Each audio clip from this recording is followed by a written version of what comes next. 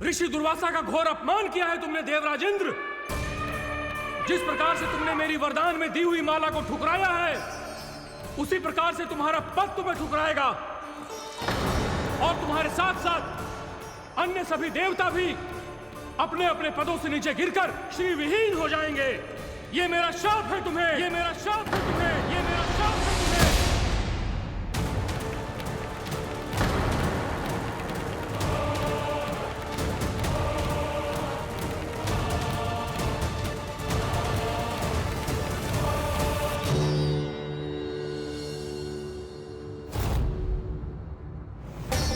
उनकी अर्धांगिनी को भी उनकी क्रोध का सामना करना पड़ा।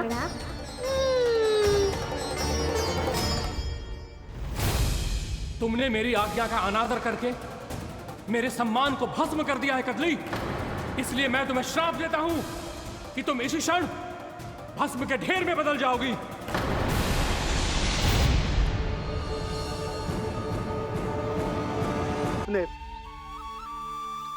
इंद्र को भी नहीं छोड़ा, देवताओं पे भी दया नहीं की आपने, और अब मेरी पुत्री को अपनी क्रोधाग्नि से भस्म कर दिया।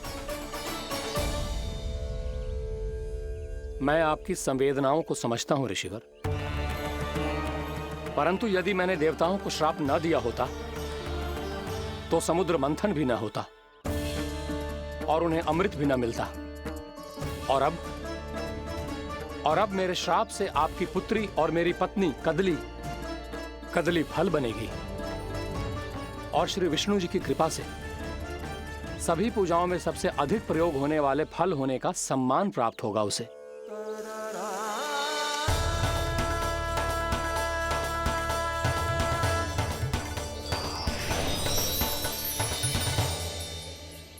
पर इससे आपके क्रोधी प्रवृत्ति को उचित नहीं ठहराया जा सकता।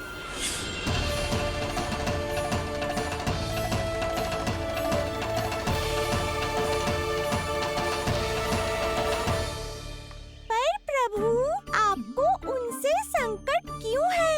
उन्हें थोड़ी ना पता है कि आपने क्या किया है।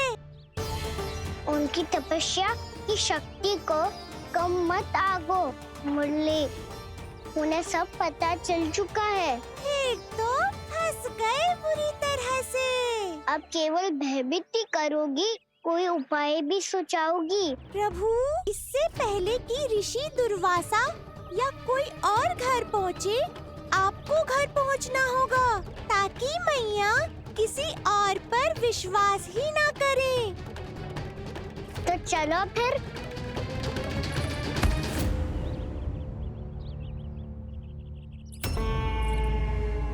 कान्हा, लगी तो नहीं तुझे? भाग तो ऐसे रहा था जैसे पीछे कोई चक्रवात आ रहा हो। चक्रवाती आरोह है ताऊ, क्रोध का चक्रवात।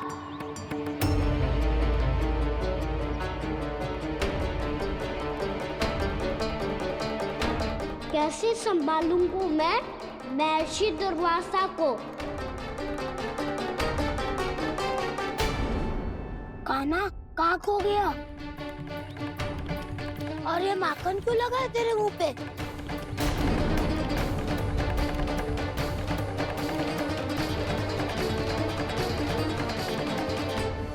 माखन? तुम सब यहाँ क्या कर रहे हो? मैंने तुझे चुपचाप घर से निकलते हुए देखा, तो मैं इन सब को एकत्र करके तुझे ढूंढने निकल पड़ा। देखो देखो, उसके मुंह के साथ उसके वस्त्र पर भी माखन लगा है। लगता है माखन खा के ना माखन में डुबकी लगा के आए हो कान्हा। कहाँ से? अकेले अकेले चला गो, अपने पक्के सखा से पूछे तक ना तूने। मुझे भी ले चलता कान्हा, मेरी मैया तो बिना पूछे माखन सुने भी नहीं देती। मुझे ऐसा क्यों लग रहा है कान्हा कि तूने माखन चोरी चुप के खाया है, और वो भी किसी अपरिचित के घर से। कान्हा, किसी अपरिचित घर से ना खायो। मैं तो जानकी के घर गया था चुपके माखन खाने। हैं? प्रभु, अपना भेद स्वयं ही बता दिया सबको।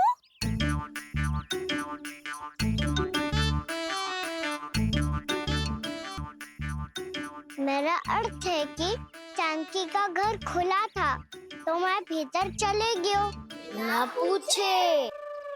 पर वो तो सो रही थी ना, इसके लिए मैंने माखन बिना पूछे ही खा लियो। इसी को तो चोरी करना कहते हैं कान्हा। चोरी? ताई जी को पता चल जाएगा तो क्या होगा तेरा? कौन बताएगा मैया को? हम बताए या ना बताए, तेरे मुंह और वस्त्रों पे लगा माखन स्वयं ही बता देगा।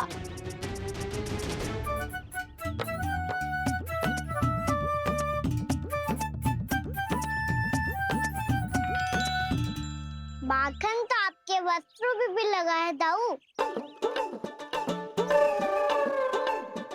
ये तो तब लगा होगा जब तू मुझसे टकराया था। हाँ, मैया तो यही सोचेगी ना कि आप मेरे साथ ही थे। अब बताओ कौन बताएगा मैया को? वसंता भी ने तो सुना है, ये बताएगा। सोच ले वसंता, मैया को मेरी बुराई सुन के क्रोध आया तो नाना मैं ना बताऊंगा। जब तक मुझसे सीधे सीधे प्रश्न ना किए जाए तब तक मैं कुछ ना बताऊंगा। यदि यहाँ सत्यवादी मधुमंगल होता तो वो पक्का बता देता। तब तो अच्छा है वो यहाँ नहीं है। मैं बताऊंगा ताई जी को, क्योंकि मुझे ताई जी ने सब सूचना देने को कहा था। कब?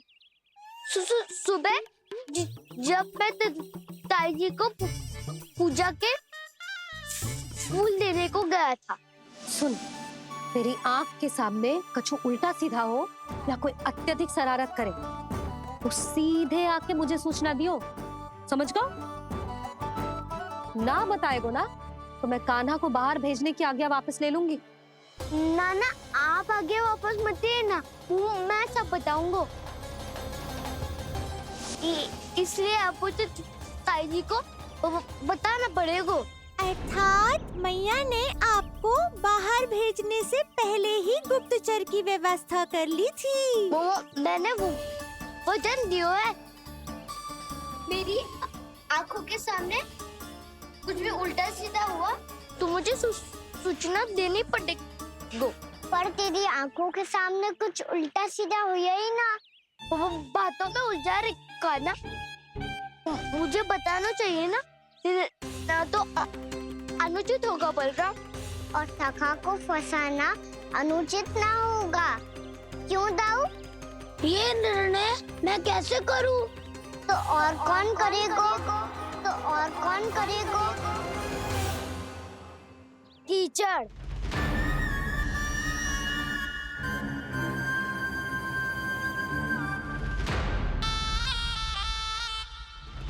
कीचड़ इन्हें कैसे करोगे? कान्हा और सीता के बीच में कीचड़ फेंको प्रतियोगिता करते हैं। जो जीता सब उसी का ही साथ देंगे। बोलो स्वीकार है? स्वीकार है। तो मुझे भी स्वीकार है। पर नियम क्या होंगे? जो पहले थक जाएगा उसको हारा हुआ माना जाएगा, या फिर जो 2 बार अपने विरोधी पर कीचड़ फेंक देगा वो जीत जाएगा।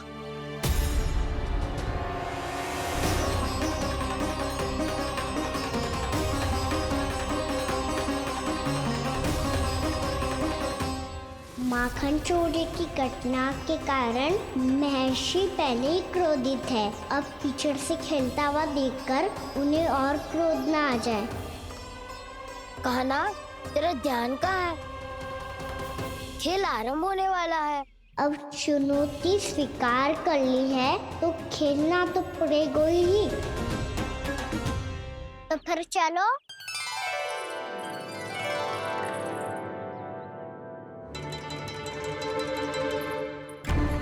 अरे हटो हटो, तनिक धुआं तो जाने दो। को तनिक नजर उतार लूं मैं। अरे वैद्य जी उपलब्ध ना है, मथुरा गए हुए हैं। इसकी स्थिति का उपचार किसी वैद्य के पास भी ना होगा, पर मेरे पास है।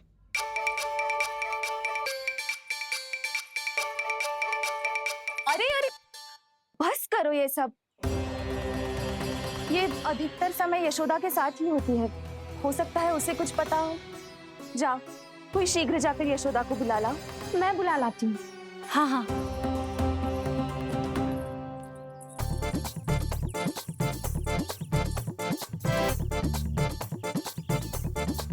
मैं ही बनूंगा निर्णायक। नाना, इसे ना बनना चाहिए। ये तो कान्हा के हाँ में हाँ मिलाता है। बलदाव को ही बनना चाहिए निर्णायक। हाँ हाँ, बलदाव को ही निर्णायक बनना चाहिए।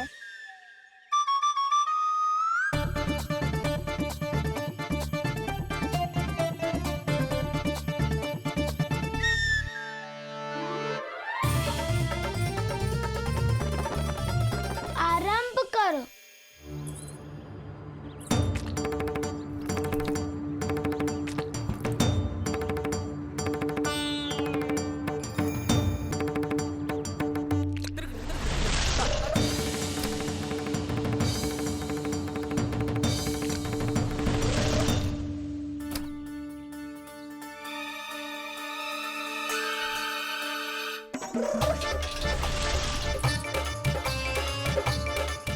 वाह, क्या सटीक लगता बेजार सीधा माने।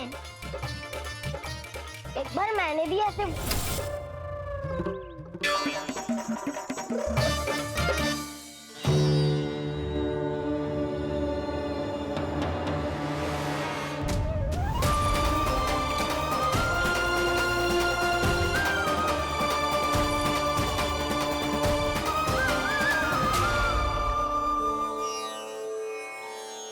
मैं बिल्कुल सही था। जो बालक सबके घरों से माखन चुराए, जो कीचड़ से खेले, वो नारायण का अवतार कदापि नहीं हो सकता। ये अवश्य कोई छलिया है जो कृष्ण होने का स्वांग कर रहा है। इसे इसके अपराध का बहुत कड़ा दंड दूंगा मैं। इसे इसके अपराध का बहुत कड़ा दंड दूंगा मैं। इसे इसके अपराध का बहुत कड़ा दंड दूंगा।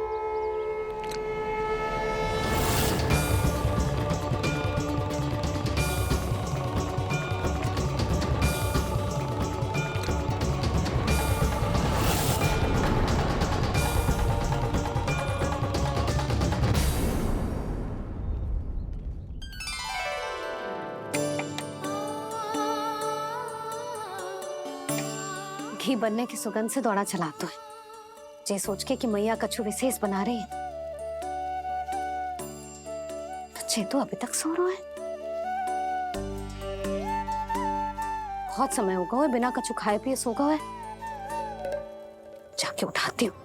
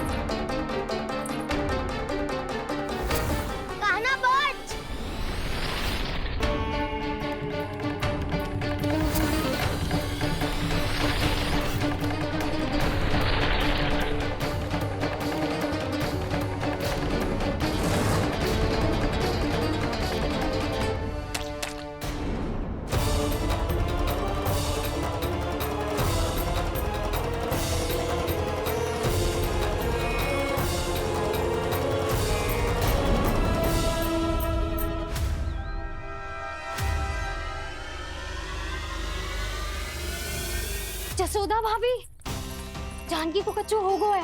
वो कब से अचेत खड़ी है। रानी भाभी भी वही है। आप शीघ्र चलिए, शीघ्र चलो चलो।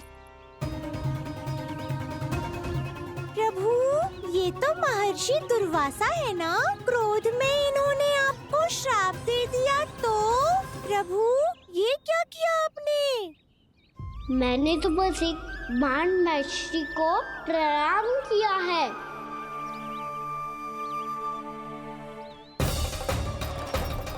साधु महाराज तो बहुत क्रोधित लगते हैं। आज फिर फंस गो कान्हा।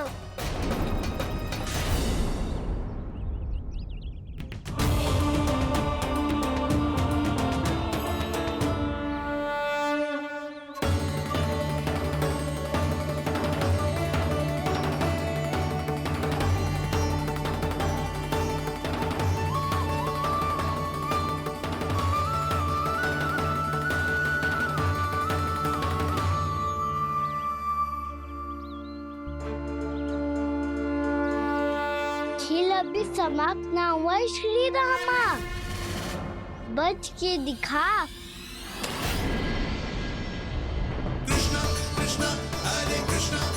ये मैं जीत गो, ये मैं जीत गो, मैं जीत गो, मैं जीत गो, मैं जीत गो, मैं जीत गो, ये मैं जीत गो, ये मैं जीत गो, ये मेरा ध्यान कहीं भटका हुआ था। ध्यान भटकने का दंड पायो, श्री दामानी जीत का अवसर गमायो। ये तो एक साधारण सा बालक है, ये भगवान नहीं हो सकता। पर मैं इसकी ओर क्यों खींचा चला जा रहा हूं? मेरा क्रोध इसे देखते ही शांत क्यों हो गया? आपने नायक हो पलटाऊ, इन सबको बता दो मैं जीत गो। अवसर का लाभ उठायो कन्या ने, इसे न जिता सकते हो आप। पर मैंने इसके सावधान करने के बाद ही कीचड़ फेंका था दाऊ, पर मैं सावधान न था।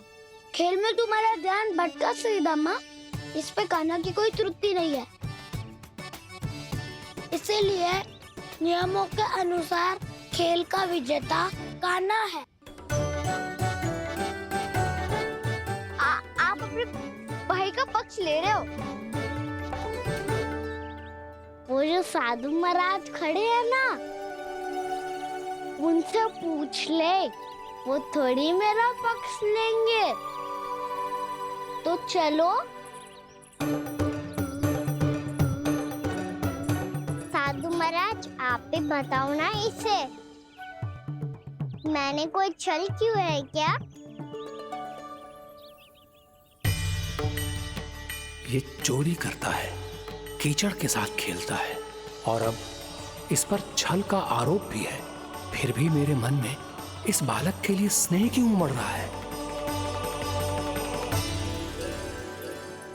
जब से मैं आई हूँ जैसी ही मूर्त बनी खड़ी है। जितने भी उपाय संभव थे हमने सब कर लिए जशोदा जी। जानकी, ए जानकी, ये क्या होगा? तो कछु सुन पा रही है? मुझे उत्तर क्यों ना दे रही?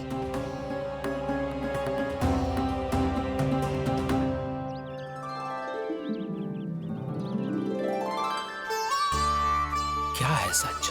हो कौन तुम? क्या तुम सच में श्री नारायण के अवतार हो? मन कर रहा है कि मैं तुम्हारे पास आऊं और तुम्हें अपनी गोद में बिठा लूं, पर क्यों?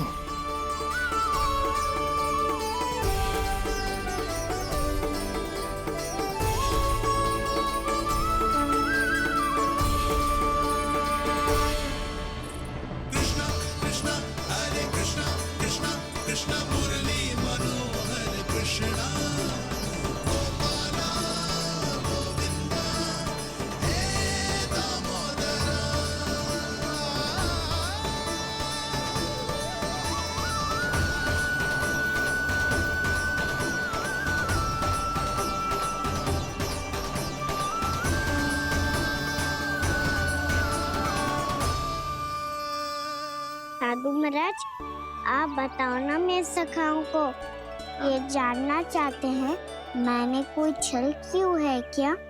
देखने में छली लग रहा है, पर इसकी ऊर्जा में एक विचित्र सी शुद्धता है, विलक्षण तेज है इसमें।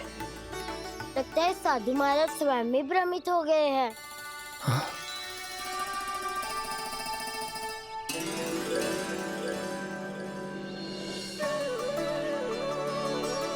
हाँ, भ्रमित हो गया हूं मैं। ये सच में भगवान है या केवल एक सुंदर सा बालक? हे प्रभु, इसे क्या होगा इसे? हे नारायण, इस निर्दोष का कष्ट दूर करो प्रभु, इस निर्दोष का कष्ट दूर करो प्रभु, इस निर्दोष का कष्ट दूर करो प्रभु। ये क्या हो रहा है प्रभु? मैया के जगाने पर भी जानकी जाग नहीं रही और आपको देखकर भी महर्षि पहचान नहीं रहे। जानकी अपने भगवान के साथ मेरे साथ एकाकार हो गई है। स्पर्श से इस अवस्था में गई है प्रभु। इसका अर्थ है कि अब केवल आपका स्पर्श ही उसे इस संसार में वापस लौटा सकता है। मैया है वहाँ, उनमें मुझ में कोई अंतर नहीं है मुरली। उनका साथ, उनका स्पर्श मेरा ही स्पर्श है। जाके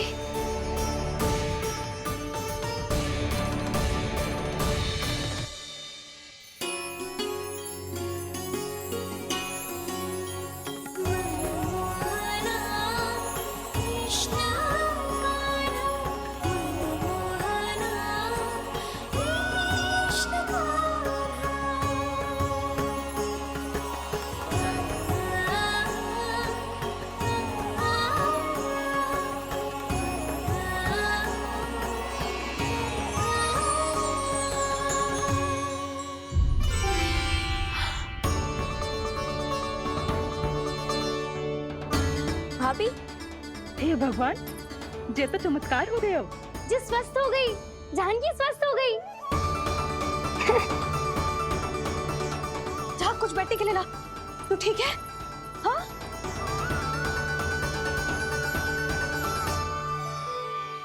एक समस्या तो समाप्त हो गई प्रभु, पर दूसरी सामने खड़ी खड़ी आपको ही ताक रही है। लगता है जे हमारा समाधान ना करेंगे। हमें स्वयं ही निर्णय करना पड़ेगा कि कान्हा जी तो है कि ना।